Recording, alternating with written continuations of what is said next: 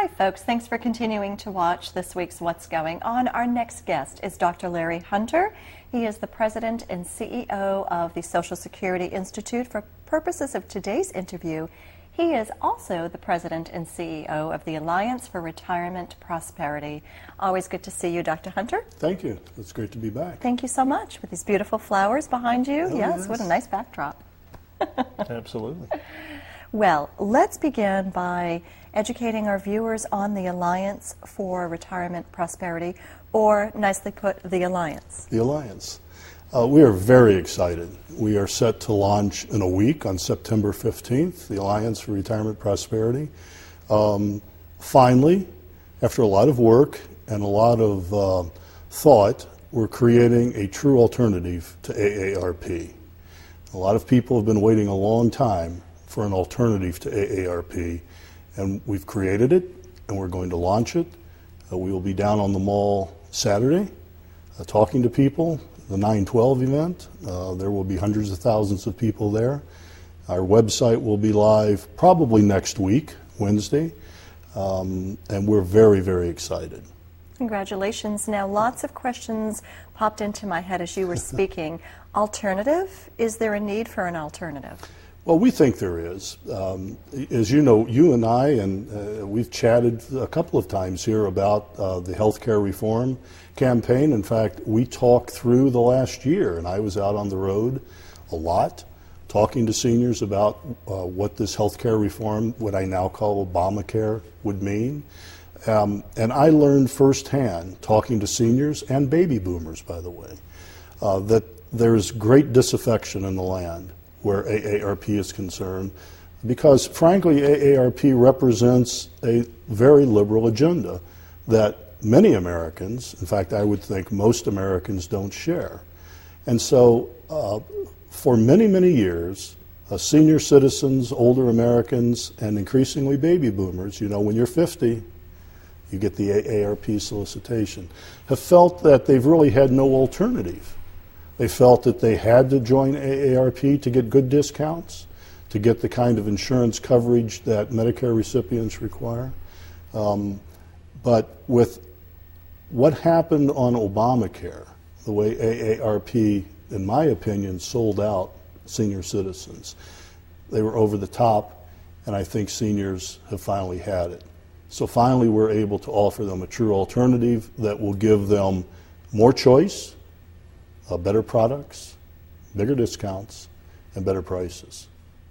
Well, Dr. Hunter, the membership of AARP, feeling that way, they left in droves, did they not?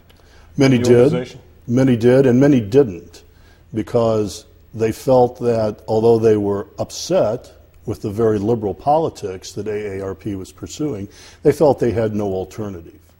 It's like being a member of a union. Because they felt that they got great discounts. In fact, many people thought that somehow they had to belong to AARP in order to get the full benefits of Medicare.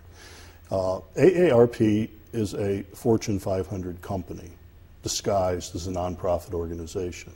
They operate as a nonprofit organization, but they're a large corporation. Many groups, my own group, Social Security Institute, as we've talked many times, have tried to offer an alternative to AARP, but frankly, we weren't successful on the commercial side. I think we did a very good job on the political side, although it's very difficult trying to operate a nonprofit organization where people contribute small donations, to cut through the mainstream media and the AARP propaganda that is very powerful. They are very good at what they do. I have the highest respect for them as business people and politicians, because they are very good at what they do. We have never had the capability to go head-to-head with AARP, either in the commercial marketplace or frankly in the political marketplace. And so we took a full year.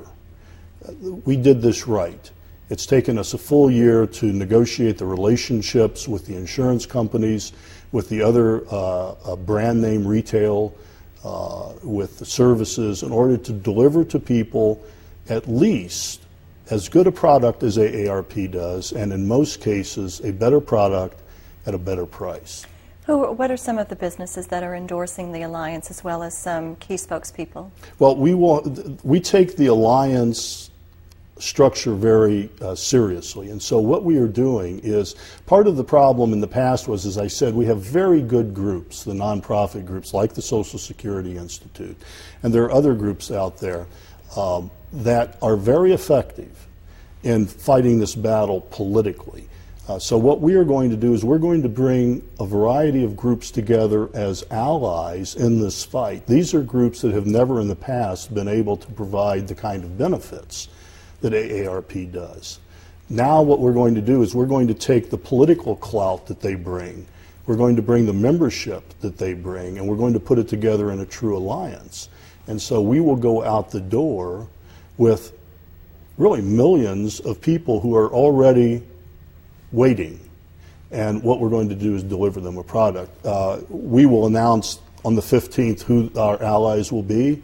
Our website, which is www.wethealliance.com, will be up then. And we will be out and about. And hopefully the word will get out that there is now a true alternative to AARP. Well, Dr. Hunter, Alliance for Retirement Prosperity. It sounds to me like you think there's going to be a deficiency in the future. I have Social Security. I feel like He's a comedian. I'll be living large. So he thinks, yes. Me and the rest of the baby boomers. What are the relationships between Social Security Institute and the Alliance?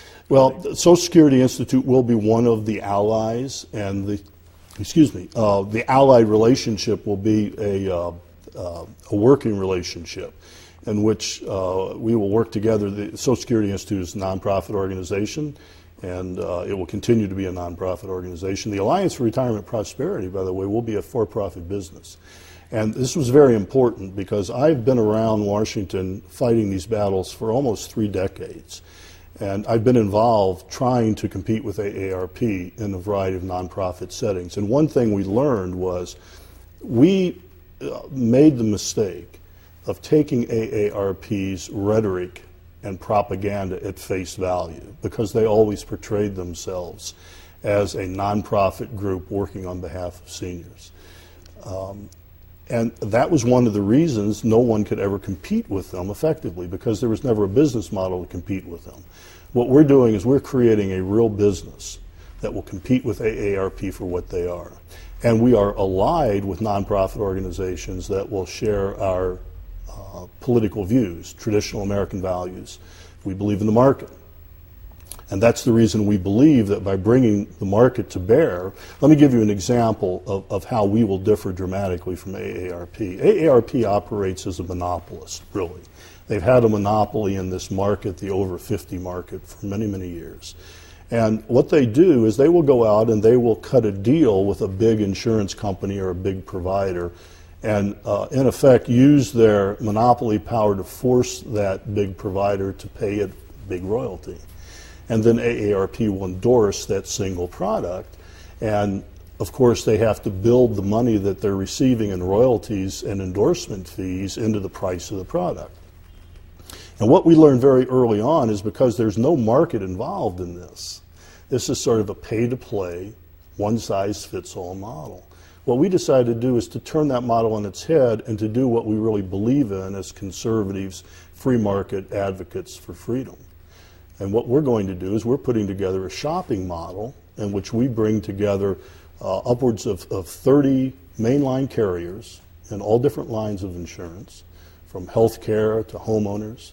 And we will provide a shopping model in which we don't have a monopoly provider. Our providers will compete with one another.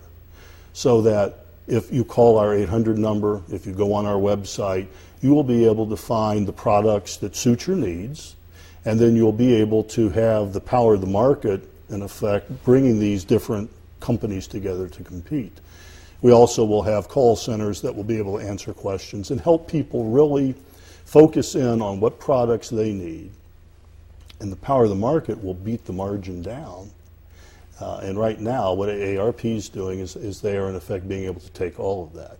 And so we think this is going to be a very effective way to deliver better goods and services to people over 50, the kinds of goods and services they want, they need, for a better price, give them more choice, and at the same time be in an organization and a community of interest that they agree with. So no longer are they going to feel they have to be a member of AARP in order to get discounts.